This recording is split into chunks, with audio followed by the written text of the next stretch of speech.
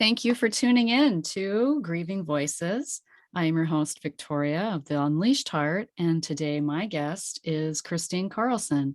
She is the co-author with her late husband, Dr. Richard Carlson, of the New York Times bestselling Don't Sweat the Small Stuff books. She is featured this fall as the subject of a biopic Lifetime movie based on her book, Heartbroken Open, a true story of coming alive again after profound loss. Thank you so much for being here. Hi, Victoria. It's so good to be here with you. You have such a calming voice. People say that. That's good. Yeah. Yeah, that's really good. Um, so I mean, I could start in a lot of places, but I really want to start with why you wanted to come on the podcast today and share your story. And really, it's your grieving voice because all the work that you're doing right now is as a result of a devastating loss, right? Yeah, absolutely. Just want to be clear that I'm a long ways out than most people from my loss. Well, at least the profound loss that I write about and I speak about in Heartbroken Open. I've just recently gone through a very another profound loss which is one of my soulmate sister friends that I grew up with, just passed from cancer about 3 weeks ago. So I'm reminded again, just about this grieving process in such a raw sort of way. My loss happened 15 years ago, um, from the love of my life. He was only 45 and I was 43. And he was traveling to New York via plane. And on the descent of the flight, had a pulmonary embolism, which took his life instantly. And, it wasn't something that we expected at all. Richard was an incredibly vibrant man, doing his work in the world. And my kids were 14 and 17 at the time. So, we were just really in what you would think of as the peak of our lives, not the end of life. And so it was sudden loss, very sudden, catapulted us, of course, into deep grief. And then, just how to traverse that territory at that age, without a lot of widows around or knowing, how to go through that process. From all four of our parents were still alive. I just really didn't have any experience. But what I found really interesting about how I decided to do it, in a lot of ways, I was very prepared in the sense of I had a lot of tools. Like I had a lot of emotional tools from studying with Richard the form of psychology that he wrote about in the Don't Sweat the Small Stuff book series, living a very, very healthy and happy life, but not living a life that really knew how to encompass grief. So I began to just really put all those tools to work. And also, I was really supported. I had a lot of great friends, and I had a great community of healers around me too. And one of the reasons why I write about loss and I have really used my story to help others is because I remember feeling so blessed that I had the support that I had and the encouragement and the community around me to help me. And people like John Welshons, who wrote Awakening from Grief, were Richard's best friends. I had great friends that knew a lot about how to grieve. So they really helped me. And I thought, I don't know how a normal average person goes through such a devastating loss without their heart just completely shutting down and stopping, from heartbreak. And so I felt very compelled as I witnessed myself go through this process of healing, to journal, which I find for every person is incredibly healing. To journal, I started to realize I needed to empty out grief, that it was not too unlike, what natural childbirth felt like to me, where those contractions of pain came in waves. Um, but grief lasted a lot longer than 6 to 10 hours. Grief is a longer process, but very similar, very painful, but also there's reprieves, and there's an opening that happens. And it became very clear to me that as I was going through this process, what I was really processing was that I was birthing a new life. And I think that's the hardest thing that people who lose their spouse or lose a child, which are the two most profound losses that we go through, is that we realize we have to let go of the life that we have planned and let go of the life that we had in order to step into the life that's ahead of us and step into our future from the present moment. And that is the most difficult part, is to do that. A lot of people understandably get stuck because they don't want to do that. They cannot reconcile this loss of a dream that they had for their lives. They cannot reconcile that they cannot go back. And that's the hardest, I think that's the hardest thing to do, is in grief, is allow grief to help you heal and recognize that. Yeah, I like to think of it as you become a version 2.0. You become a different version of yourself, and you really have a lot of choice in what that can look like. But when you've had a profound loss like that, which can be from a less than loving relationship too, um, it's the secondary losses that often happen that kind of even impact it even more. You can lose friendships. And did you experience, or can you reflect on any secondary losses that you experienced? Or and then Oh, also being a yeah. parent and trying to help them navigate, especially the teen years, helping them to try and navigate that loss for them as well, while still maintaining your own truth about how you are feeling. Can you speak to, there's like three questions in there. I'm sorry. Yeah, no, no, no. Yeah. Well, what's interesting is that I felt like as a family, we did a dance with our grief. As a mother, I think my kids were what got me up every day. I was mostly concerned with them. That we're going through just an incredibly painful time ourselves, but then to know our kids are longing and missing for the life they had with their father, and the dreading the future moments that they won't have him there in form with them. Not having the spiritual understanding that maybe I had too, because I've always had this deep spiritual knowing that we don't really die. That's my belief, is we don't really die. And so while I was super attached and I wanted my husband in my bed and warming me up in the early morning hours and laughing with me and drinking coffee with me and going on hikes with me and doing all the things we did, I still knew that he was with me. And my kids, though, they felt certain times that he was with them, but they didn't have that spiritual depth that I'd spent a lifetime building, and they were still building on that. And so I felt like sometimes I probably looked a little stoic for them, but I would grieve when they went to school, because I didn't want, for one thing, like as an adult, we have so much more control over our lives. When we have children, they're going through very deep grief, but they have this need for normalcy, and also they have to go back to school, or they don't have to. I gave my kids the option right away. I immediately started to look into how I could lighten their load and give them space to grieve. I didn't expect them to do anything that didn't resonate with them.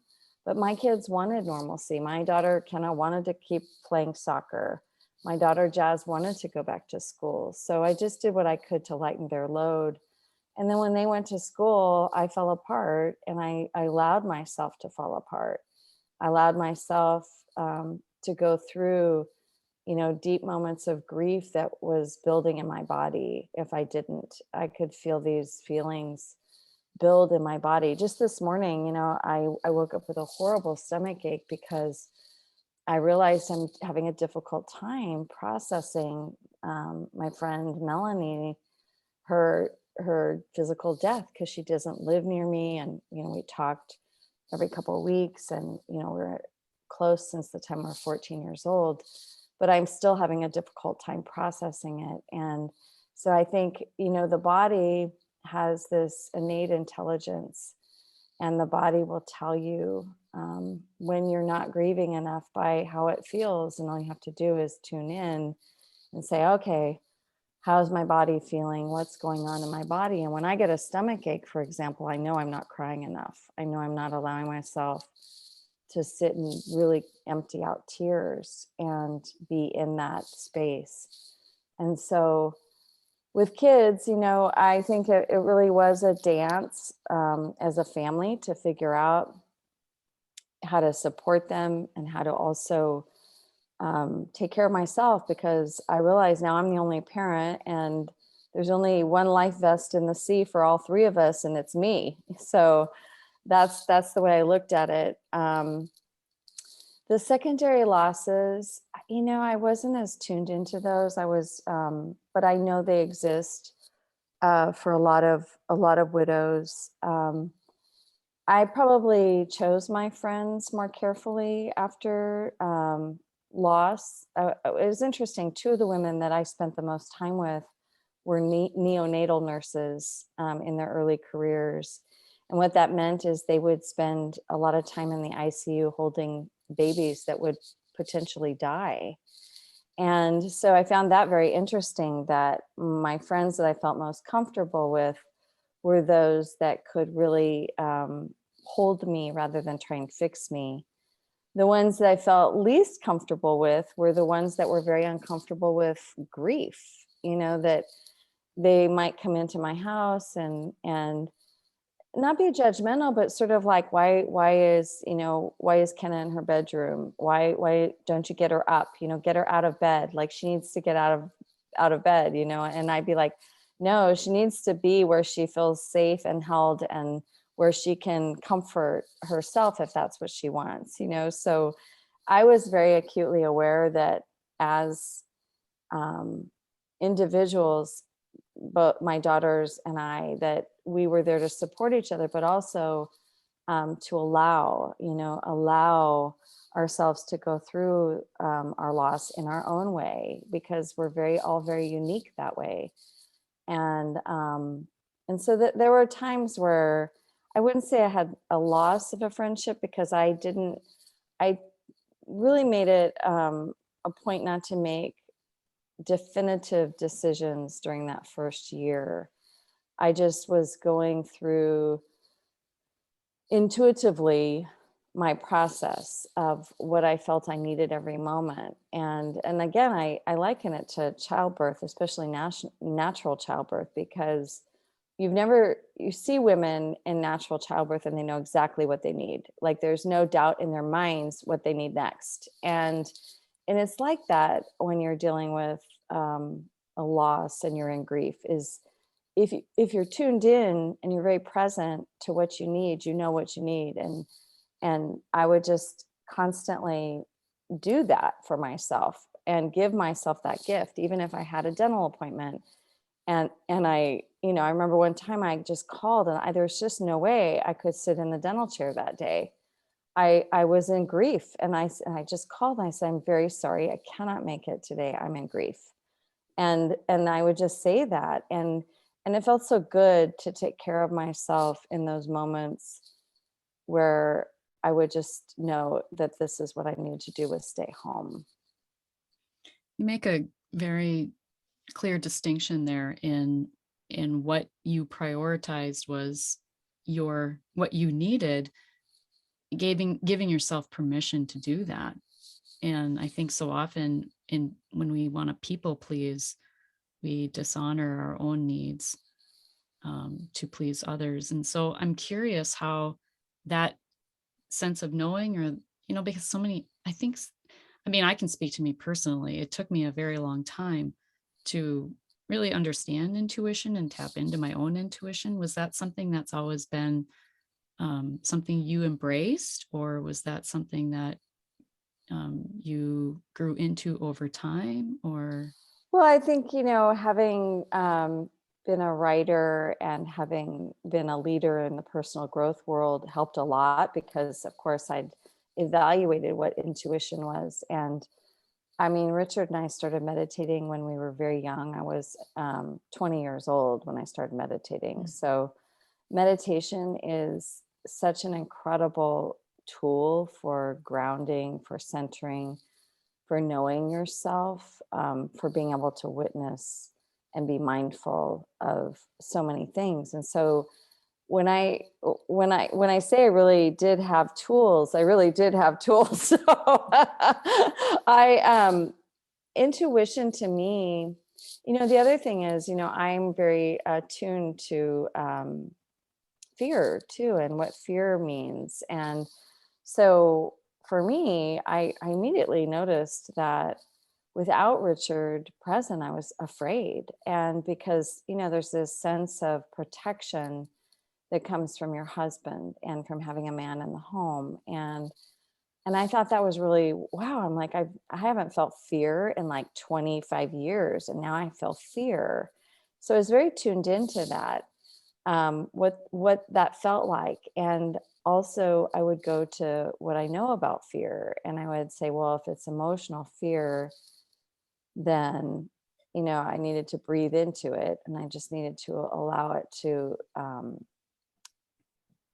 dissipate in the moment, like go to the present moment, breathe into it. And then also fears of my future, I would lean into. I would say, the fear of the future is something that indicates where you need to go, not where you need to back away from, which is also very unusual. So I remember, for example, Richard's early assistant, his best assistant, Nicole, had asked me if I would marry she and her husband. And it was 4 months after Richard died. And because she would have asked Richard to marry them. And she said, then it suddenly occurred to me, I should ask you, Chris. And I mean, I really didn't want to. I mean, can you imagine? I was like, oh my God, how could I do that? I'm in such raw grief. I thought that's just the worst thing in the whole world I could think of, is setting a new couple out on their marriage while mine has just ended through loss, and but because of that, I felt this push in a way to lean into that and say yes, because I knew that my ego, which was very low, was telling me, no, don't go toward that. That's scary. That's, putting yourself out there, in a way that's very vulnerable. And but there was something inside me that pushed forward and said, yes, I'll do that. And so I did that, and I looked at it like everything I did like that, because we had, of course, that first year is really, I mean, it's brutal with all those firsts that you have. And then, topple that with, I had Jazz graduating from high school. I had, Kenna was a freshman. I mean, so there was all the graduation. There was like, prom for Jazz. There was, all these things, Richard's birthday, it all kind of came back to back. And then that wedding came too. And I just kind of had this time period where it was just, I was being pounded in a way. But I looked at that like, I looked at that like every trigger that happened allowed me to empty more and more and more. And then I just knew intuitively that as my grief emptied, I was opening myself up for something more joyful and bigger. Of course, I didn't know it in the moment. I was still very, very sad and very full of sorrow. But I kept going to that quote from Kahil Gibran in The Prophet that says, your greatest joy is your sorrow unmasked. And so I thought to myself, wow, well, if that's true, I'm going to have a lot of joy. A lot of joy is coming my way because I have a great sorrow happening right now. And I think that's what it feels like. You're going through the dark night of the soul, and and it's a journey through, and it feels really icky, and it feels like it's never going to end. And then I tell people, like, somebody told me, who was ahead of me by 4 years. She said, you know what? One day you're going to wake up and you're just going to feel different. And sure enough, one day about, 2 years, 2.5, 3 years in, I woke up on Richard's side of the bed. I'd come in and I'd never slept on his side of the bed. And I don't even remember getting my clothes off and getting into bed on his side, but I had. And when I woke up in the morning, I felt different. Mm. I wasn't completely out of grief because I was still, I would still cry, still feel sad when big momentous occasions came, like grandchildren that were born and weddings that happened, those kinds of things. I mean, Richard's birthday, the anniversary time, there were times where I still was in grief, but it wasn't the same. It wasn't the dark night of the soul grief. It was manageable grief. It was these times that would be triggers that I would just feel sad, and then I'd pop back out again pretty quickly. So, and I think that's the other thing. If we just don't resist our feelings so much, if we don't resist those moments, as painful as they can be, that they will pass and they will turn into something else, because that's what our emotions do.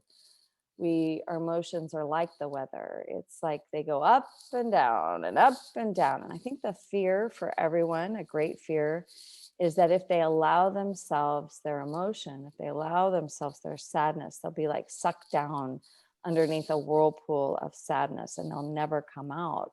Whereas it's really not like that. Yeah, you're sucked down for a moment, but you come up just in time to get the next breath.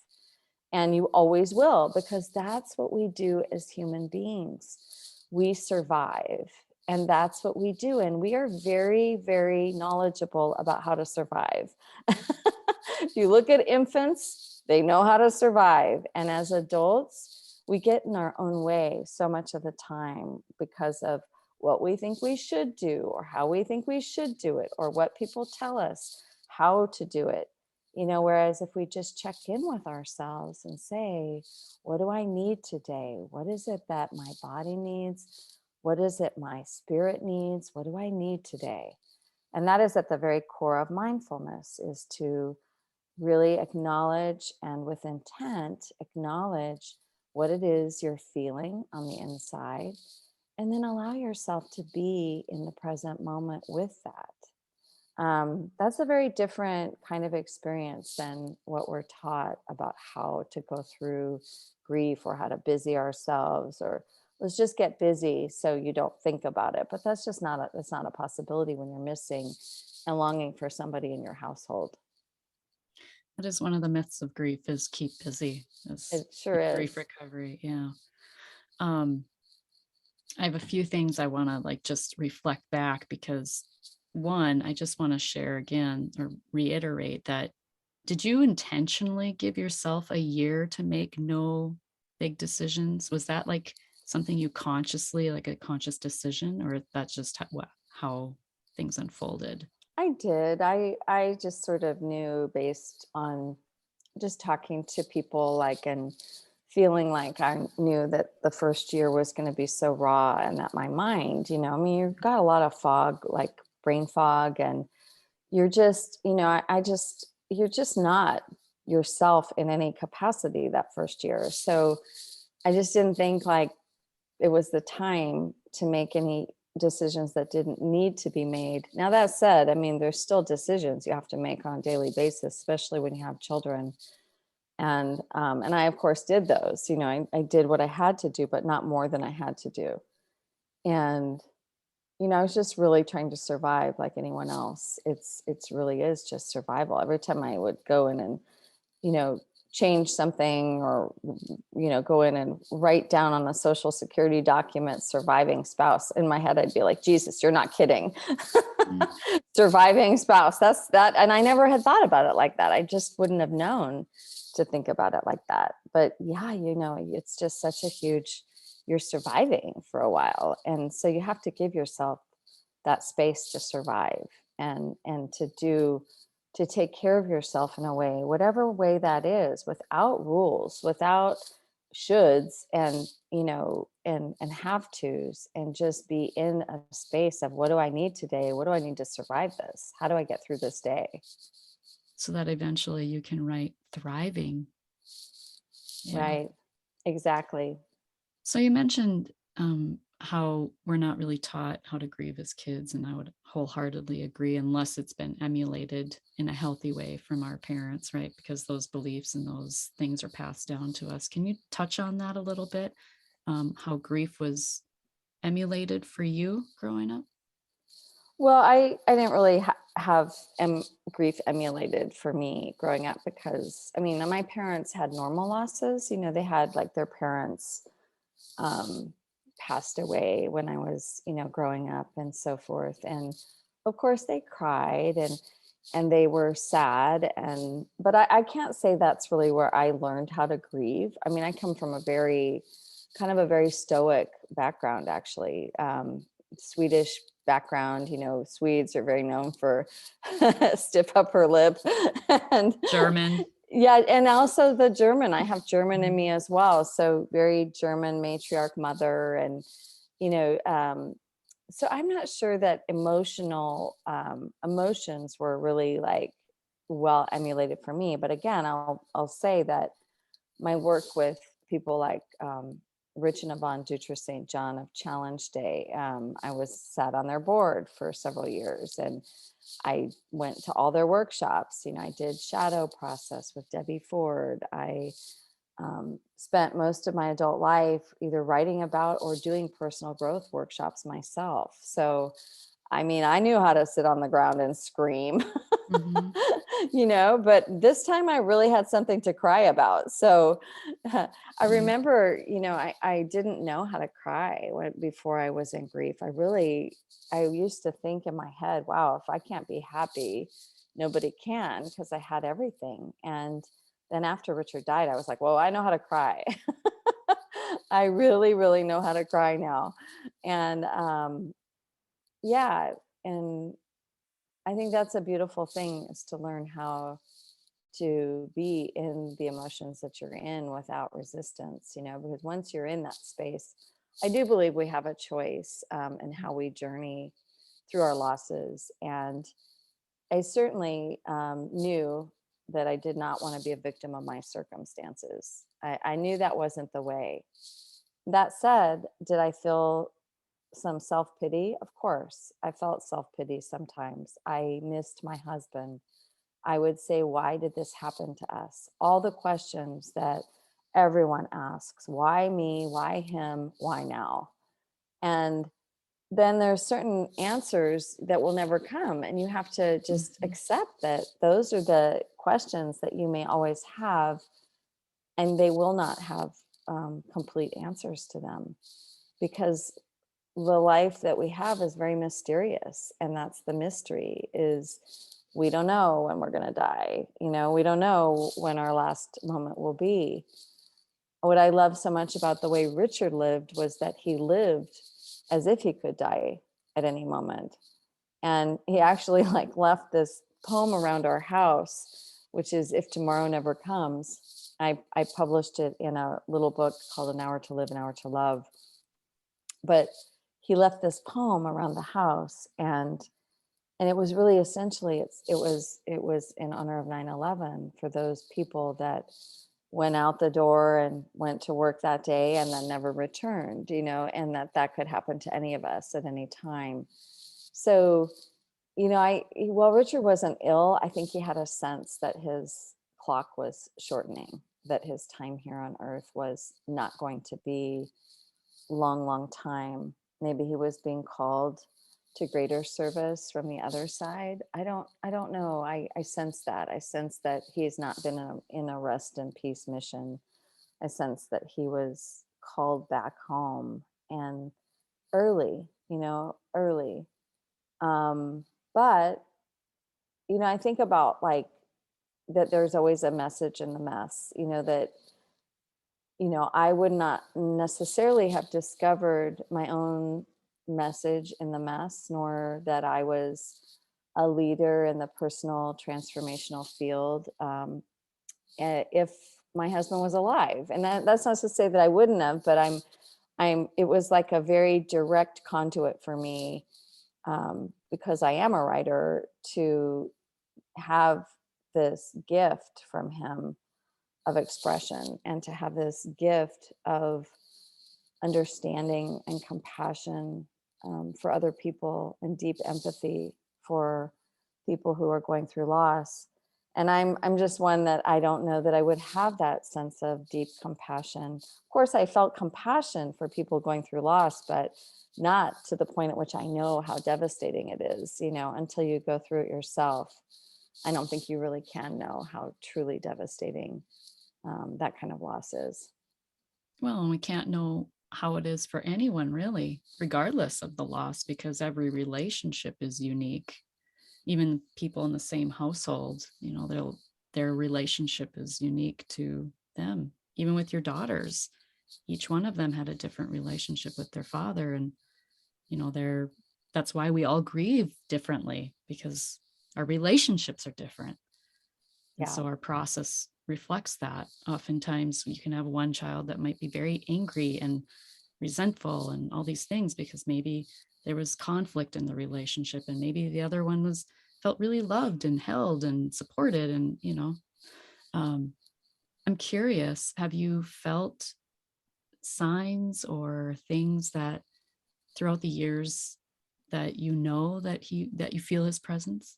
Oh, yeah, yeah. I mean, I have to say more so in the very beginning. In the first couple of years, I just felt like he was all around us. I mean, we had some pretty wild signs actually. I was like, wow, he really knows how to do this. A lot of light, even balls of light flashing around the house, like just a lot of lights flashing even today. I know he's always around when the lights are flickering and flashing. And then I have this sense sometimes just walking across the street that he's with me, like almost like he's holding me as I walk across the street. Mm. Um, yeah, yeah. And I'm one that has a lot of conversations with him daily. So I think that we can keep our love alive and also keep that relationship alive the same way we would in life. But we have to be the ones to open the door and ask, and and to just keep talking, either via our thinking or via our words, to our loved one, and just saying good morning and I love you, and thank you for being present, and all of those things, that I've always said that we don't move on from those we love. We just move forward carrying them with us. And we don't have to move on. And that's one of the other great myths of grief. You tell people they have to move on, and that's like you're going to hit a wall. Nobody wants to move on. Like they don't want to do that. So instead, just think of it like you're living for both of you now. You're moving forward, carrying that person with you. And that when you speak of them, you look at a sunset and you think of them, they're with you and they're feeling the same thing. They're seeing the sunset with you through your eyes, through your feelings, through your bringing them into the present moment with you. Grief recovery, I'm a grief recovery specialist, but in grief recovery, it's about moving on from the pain, Yeah, and that's a it's like great point. you've expressed, it's not like after 2.5 years or so it was for you that, that pain or those feelings you felt weren't debilitating like they were, wouldn't take you down for days or hours or, like they used to, or maybe even weeks. Um, Yeah, maybe that's what I'm experiencing now with Melanie is I'm having a hard time going back to the pain. mm, Like because I moved, I think that we do that. We want to be out of pain. And then I think it's hard to go back into that again. so I'm curious also too, have you found love again? Do you want to find love again if you haven't? I found love again for sure. Not in the same sense of the love of partnership that I had with my husband. Um, yeah, I think we're like, we're creatures that are meant to explore love and explore relationship. And I've had many relationships since my husband, but they last about 2 to 4. One lasted a long time. It was a different kind of relationship. In fact, I'm still in relationship with him. It's just not a physical relationship. We're very spiritually soul connected. But I dated him for many, many, many years, and he was my transitional person. He was the person that held me in the worst part of my grief. And yeah, but it's weird because I have always had this sense that Richard was my person, like my person to partner with. And in many ways, I'm still partnering with him today. So I look at it more like, what is it that I need as a woman, and what are my emotional needs? And then if I meet a man that I feel is a good man, one that I'm attracted to, one that I feel I can have a connection with, then I'm willing to explore that. I'm very open to exploring that. But then a lot of times it just doesn't, something peters out, or, I have a very fulfilled life and very full life, with my career, I have 5 grandkids now. I've Mm. got a couple houses that I maintain and visit, and I've got aging parents. So I'm in that sandwich generation where I'm needed by my daughters and I'm needed by my parents. So, and then I have a lot of friends. I have a lot of single women friends that I hang out with. I lead retreats for women all over the world. I have, I'm with people a lot. So my needs are lower. And if it doesn't, I start to realize that if I'm not really nourished in the relationship, or it's just sort of like companionship, I'd have to think, well, would I rather be with my girlfriend on a Friday night, or do I want to be with him? And then if it's the girlfriend wins, then I know I'm in the wrong relationship. Hey, there you go. That's a great tip. But I'm like, okay, if I'm not missing him, he's a great guy. He's just not my guy, Mhm. and so the answer to that is very loaded. I'm very open to meeting men and to exploring with a really, really high quality, good man. And I'm very specific about that, how I define that for myself. And a lot of it is just, I'm looking for a man that has a wide range of emotion, who has a depth to him, who's passionate about his work, um, who has created a good, solid, complete life for himself. And that's what I have. So I'm looking for somebody like that, and I meet men like that, but then there might be a couple things that are off, so over a period of 2 years, it usually takes about 2 years, and I'm like, okay, this is run its course. But it's not a bad life. It's really not a bad life. It's a little bit hard on the heart, because you have to kind of, I don't like to hurt people, and I hate breakups. I hate going through, I'm terrible at breakups. I'm awful at them. And so I kind of always just hope this just sizzles out, like, Mhm. so that we can be friends without it, when it becomes very obvious to both people, then you usually can part with friendship. And it's like, I really love you, I think you're amazing, and we're not moving forward, so let's put the brakes on where we're at, and let's regroup. And that's usually what happens for me, is I do that with most of the men that I've dated, kind of on the more serious side.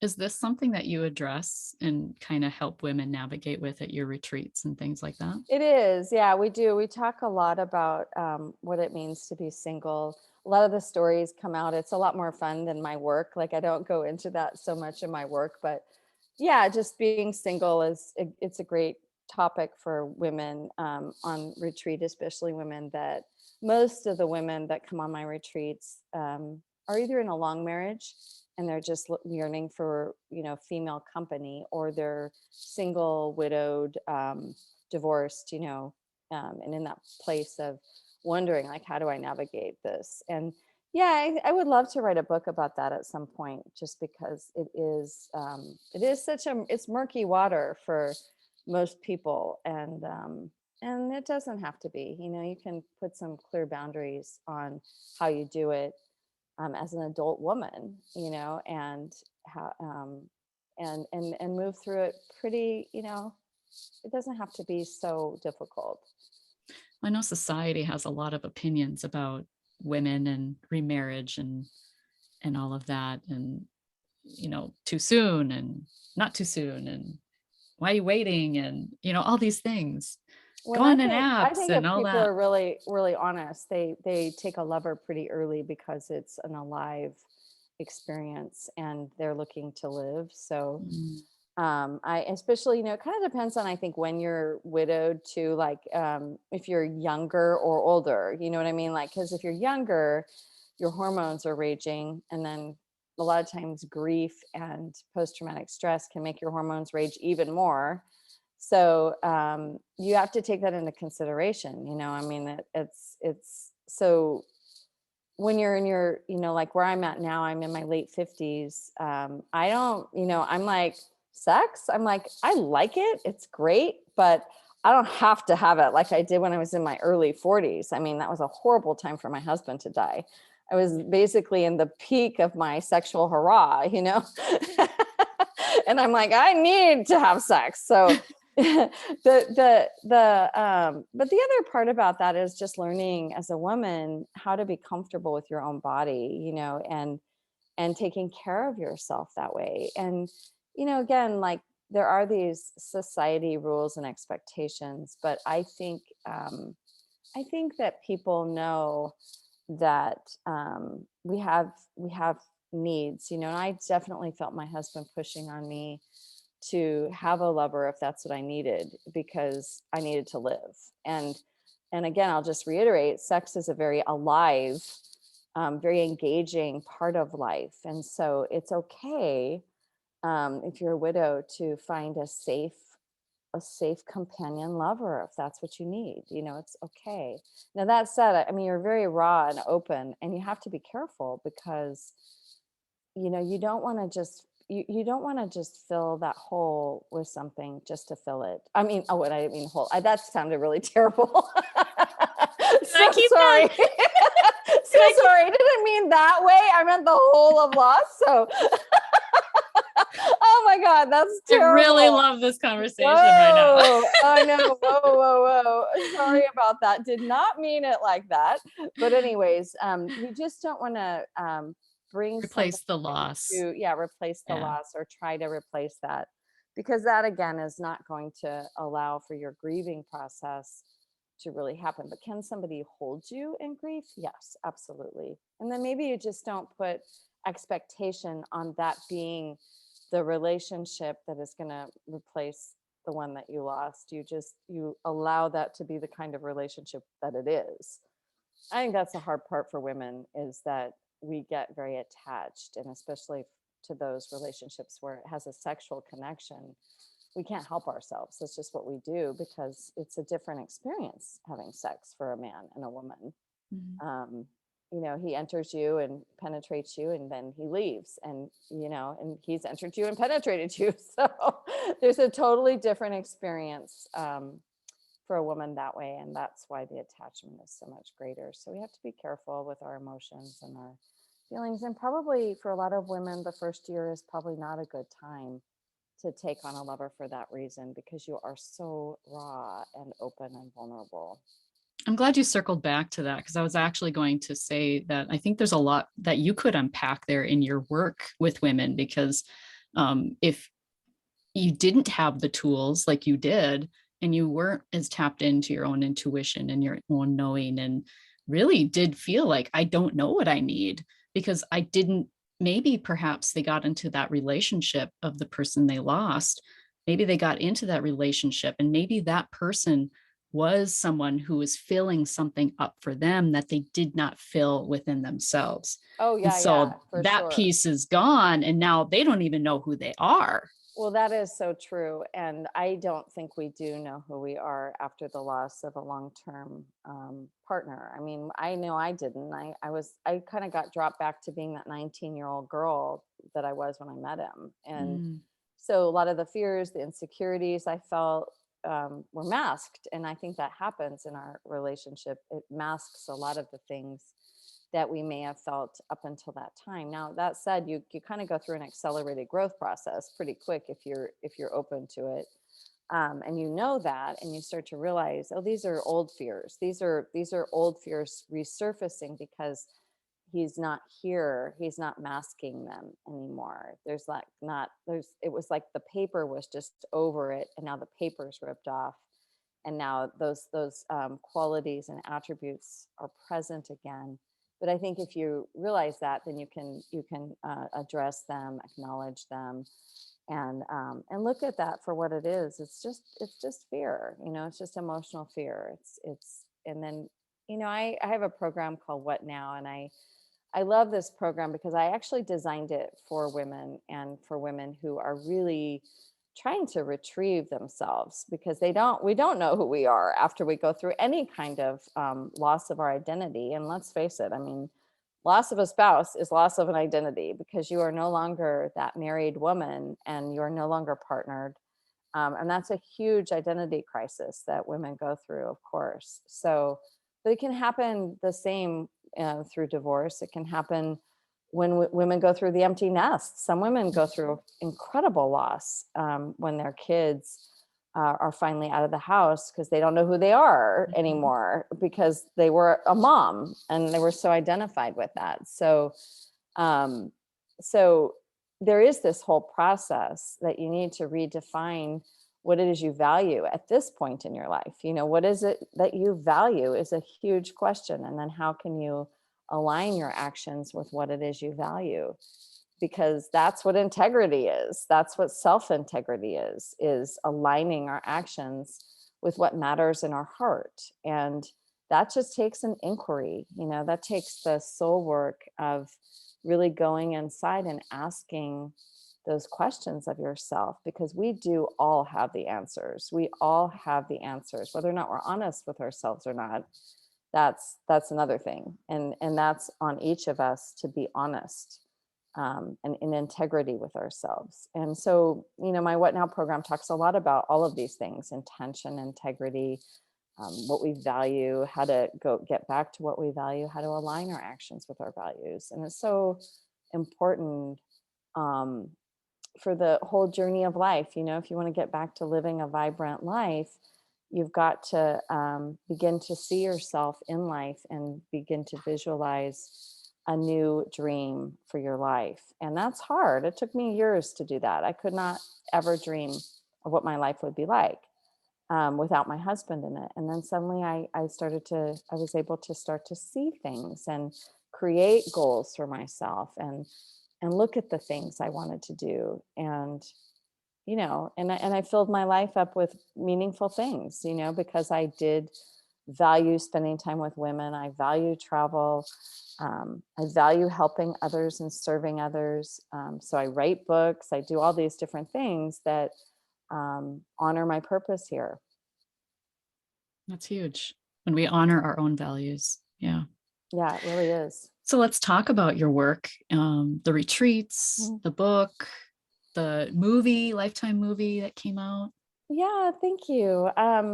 Well, my book, Heartbroken Open, A True Story of Coming Alive Again After Profound Loss, was actually my book, Heartbroken Open, a memoir through loss to self-discovery that I wrote 2 years after my husband died. And it really came right out of my journal from those first 2 years. So I got the rights back a couple of years after I published it, because they had asked me to write a how to grieve book. And I was like, well, this isn't that. This is a memoir. So I wasn't ready to write a how to grieve book. My how to grieve book is called From Heartbreak to Wholeness, The Hero's Journey to Joy. And it has a lot of the things that we talked about just a moment ago about really going into the soul inquiry of who you are now after this profound change that you've gone through, whether it be a health crisis or a huge loss. And so those two books are my contribution, to the grieving and the wholeness, how to heal from grief. And then I have programs too. 21 Days of Healing or Grieving with Grace with Kristine Carlson. That's a program I just designed so that you could get a video of me in your inbox every day, talking about how to inspire yourself today and how to heal and grieve with grace. That, and then there's a journal that goes with that. And that's only $21, $1 a day for 21 days. So that's on my website at KristineCarlson.com. And then I have retreats. I have the What Now program and retreat, which is really my favorite of all my work that I do. It's what I call my great work, because I feel that's where I make the most difference in women's lives, is really helping them in that rediscovery process and how to inspire them to dream a new dream for their lives. And then the retreats are just a blast. I mean, they really are just a huge celebration of life. I mean, I do my What Now retreat is at Sea Ranch, California. And I do an Italy retreat, and I've done Bali, and I'll probably do Morocco. But I'm really love to travel and create amazing experiences for women to travel together and have a bit of a transformational personal growth process in that, the deep connection, like very deep connection with women and circle together. So yeah, that's my work. Can I ask what your promise is? Like when people come to your retreat, how they come and how they leave? What are some things that people have said? Well, Or what is your promise to them? yeah, I mean, my promise is that I'm going to be present for them, and I'm going to facilitate an amazing container for them to experience pretty much all of it, deep connection, joy, whatever emotions come up on that retreat.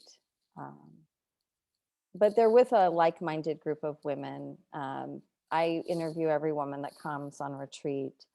So I've definitely turned some women and said to them that I don't think this is the right retreat for you, when I feel like it's just not the right fit. And my retreats are small, they're intimate. They're going to have a great time. I mean, honestly, like I travel in a lot of style. So I only go to really cool places and really beautiful places. And so yeah, that's my promise for my retreats. And then it was really exciting year because Lifetime did come out with a movie based on Heartbroken Open. Um, and it's the Don't Sweat the Small Stuff story. Because again, like I really wrote books in that brand as well. I've Don't Sweat the Small Stuff for Women, Don't Sweat the Small Stuff in Love, and Don't Sweat the Small Stuff for Moms. So I wrote 3 books in that series, and there's 9 books in the series. And it was beautiful. It was interesting. It happened at the 14th year of grief. That's kind of a pivotal time for a lot of widows. Mm. I didn't intend for it to happen then, it just did. And I think that the story is really beautifully done so that it's inspirational. It's a sad story, but it's inspirational for people and meant to be that during these times where we've gone through so much loss due to COVID and due to the state of the world, really. I mean, the world is a lot of turmoil right now. So I think stories like this are very powerful, and we had such an amazing love story that is very present in that movie. Can I ask why you think the 14 years? Is it just like the 7-year cycle idea? Yeah, I've just heard research.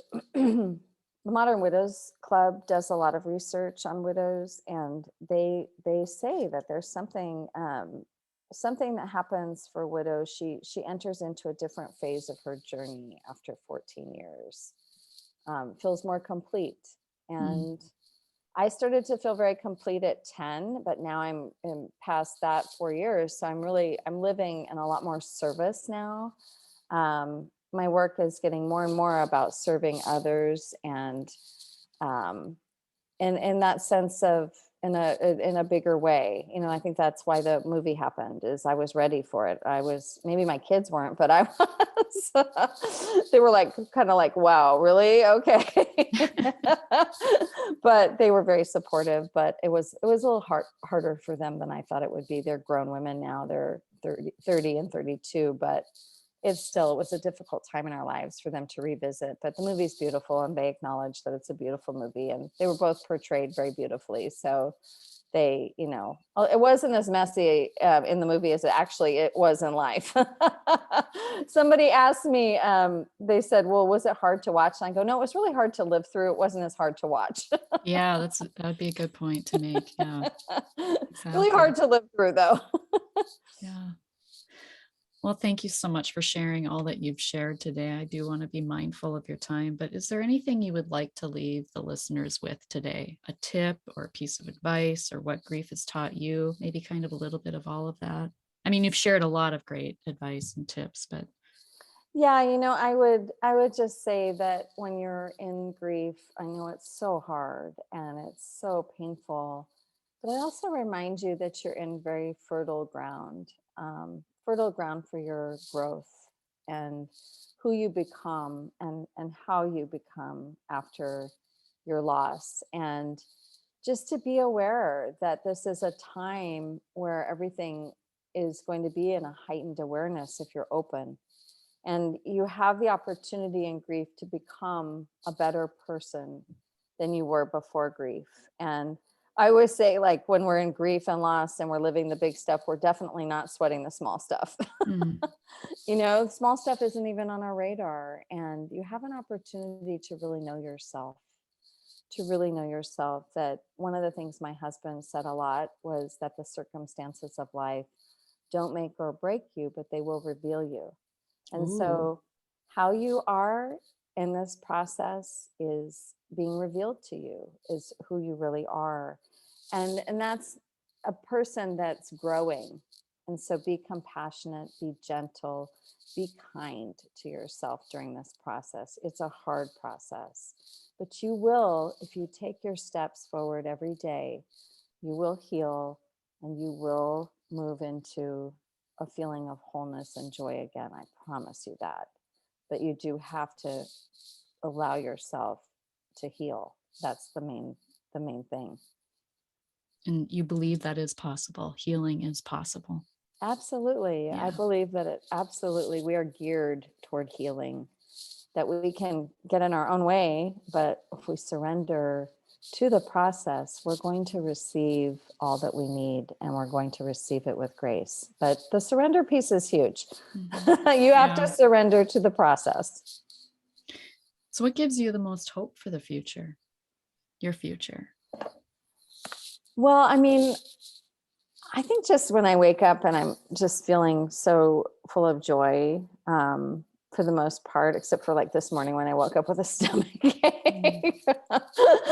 That wasn't super joyful, but I feel joy now. So, you know, I think that I just do my best to stay grounded and peaceful and in my own lane, and help others. And I think what I love so much about life is that there's this sense of community that you can draw on for support, and that you can offer yourself to. And yeah, I think that's what gives me hope, is that there's a lot of really good people in this world, and it doesn't really matter, like, if you're a Democrat or Republican. You know, you're a good person. If you're a good person, you're entitled to your beliefs, whatever they are. And I think that people, we need to hold on to, you know, the values that make us good people, and that's kindness, that's compassion. It's you know, it's doing a random act of kindness every day for somebody else without receiving anything. It's that kind of stuff. And I think there's a lot of people like that still left in the world, and I hope to inspire more people to be like that. I do want to give you an opportunity. If you do, you have a little bit of time, like, Yeah. so you shared a lot about Richard and really just the essence of who he was. But I want to give you an opportunity to share the essence of your friend and what maybe she has Oh, taught you. Oh, wow, it's gonna make me cry. Oh my gosh. Melanie was and is the sweetest human, just a wonderful, wonderful woman. Had courage and grace and beauty and kindness, and just she was really somebody I always admired and looked up to. She was just a year and a half, 2 years older than me, but I always looked up to her. And what I'm going to miss so much about her is that just having her in my corner here, knowing that she was, like a godmother to my children, and in my corner, and somebody that I would also grow old with. Beautiful, beautiful soul. And I know she's well. I know she's at peace. I feel it. But I'm going to miss growing old with her and laughing with her. We were very much alike in a lot of ways. We both would laugh when we get together because we like looking at each other, and even our laugh was very similar, and we would just melt into each other. And I'm going to miss that beautiful reflection that she was of a real soul sister. Mm. Thank you. Thank you for sharing. I have some That was soul great. You helped me sisters too. access my pain. Thank you very Oh, much.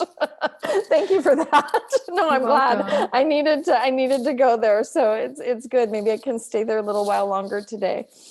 You're welcome. Yeah, I have some soul sister friends, and you never imagine that you wouldn't grow old with them. So my heart goes out to you. Thank you. So. Thank you. She's with Richard. I'm a little jealous about that. Oh, Love her. Thank you very much for asking. you're welcome. Well, you have a lot of love around you, I imagine. So it's wonderful. Thank you. Thank you. That'll get you through. And anything else you'd like to share? No, I feel very complete. Thank you so much for doing this podcast. I can see it's going to be a great service to others. And I can't wait to share it with my community as well. So thank you, Victoria. You have a wonderful demeanor and presence. And, I'm sure you're doing beautiful work with people. They're lucky to have you. Thank you. Thank you for that. And remember, and thank you for your time today and for sharing also. Of course. And remember, when you unleash your heart, you unleash your life. Much love.